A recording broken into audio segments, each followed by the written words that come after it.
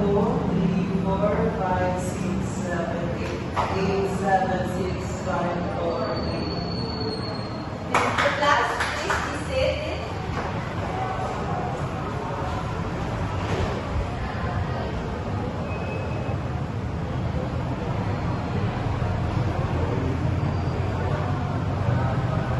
So anyone here can discuss what is our last topic all about. Miss Maginao.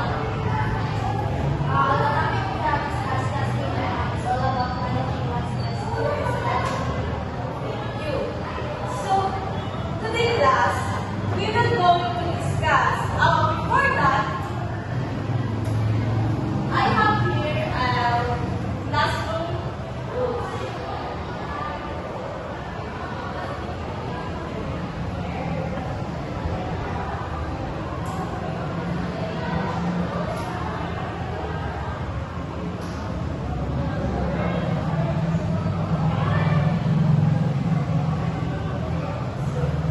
You can see the one class.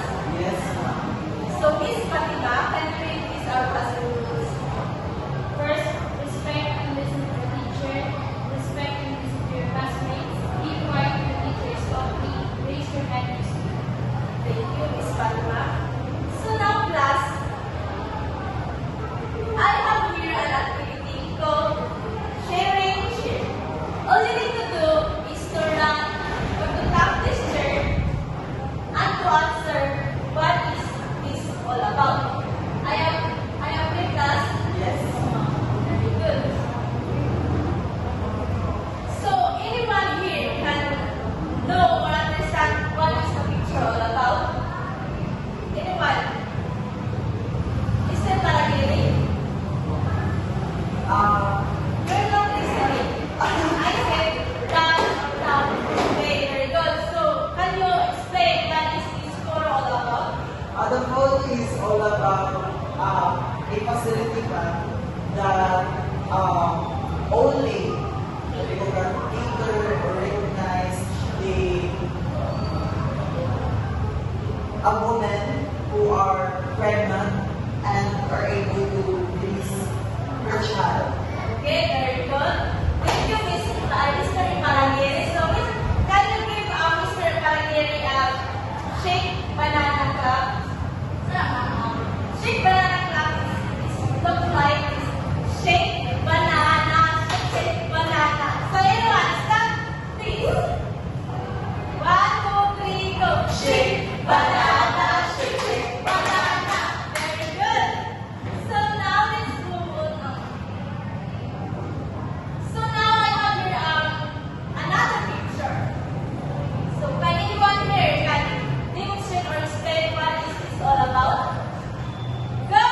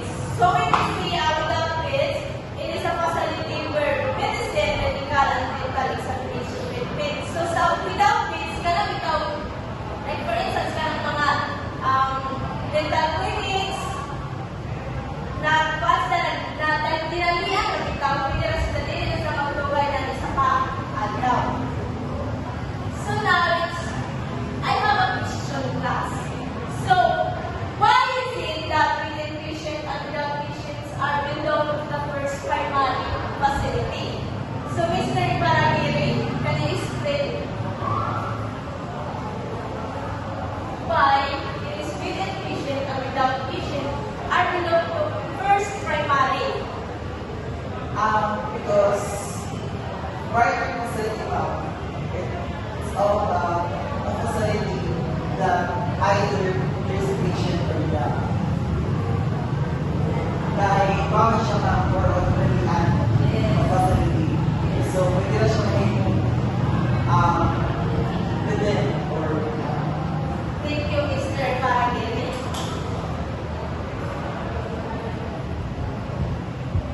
So, I have your future class. For you, what is? Miss Kanta? The equipment used for the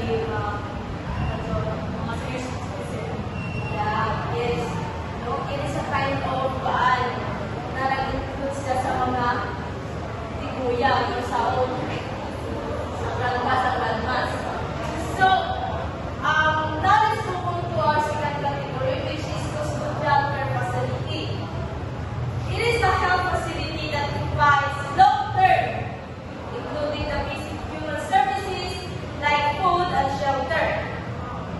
So here, custodial care facility, one of the example of this is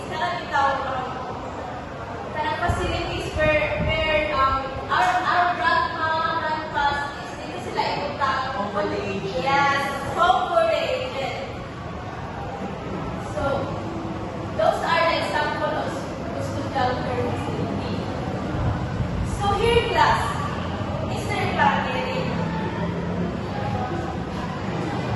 what can you say or what can you say about this picture? It's all about the happenings within the hospital. Yes. Thank you, Mr. Paragiri. So class, suddenly, this is the example of diagnostic therapy facility, wherein it is a facility that examines the human body or a specimen from the human body using laboratory for drinking water. So the example here, kanang itaw, once na tayo mali sa ato, kung sa isa ka facility wherein mag-conduct sila ng examination like X-ray, scan, and more. So now let's move on to our last topic, which is the Miss Tituya.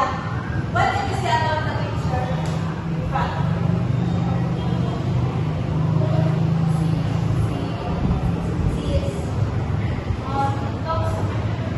it shows one mom doon nag-ecology na nakalitake sa doon sa Martin Sa other guys. Yes, thank you, Mr. Miss Tituya. So, specialized outpatient facility is a facility with highly competent and trained staff that perform highly specialized procedure on outpatient basis. So, sa diri, this kind of facility, kanabitaw, paglugar na sa mga patient dito sa kind of facility, like for instance, mag-chemotherapy, mga inana. So, malugar na sila sa isa ka facilities. So now, class, I have an activity here. I want you to group into two na lang, no? So, yes, group 1 here and group 2 here. So all you need to do is to identify what kind of facilities this sample belong. All you need to do is if this kind of category A, category B, or category C or D. So pili lang ka mo kung ano na kuan category, di ba? Ang category. So, next is Ma'am, yes, group 1. category A ba?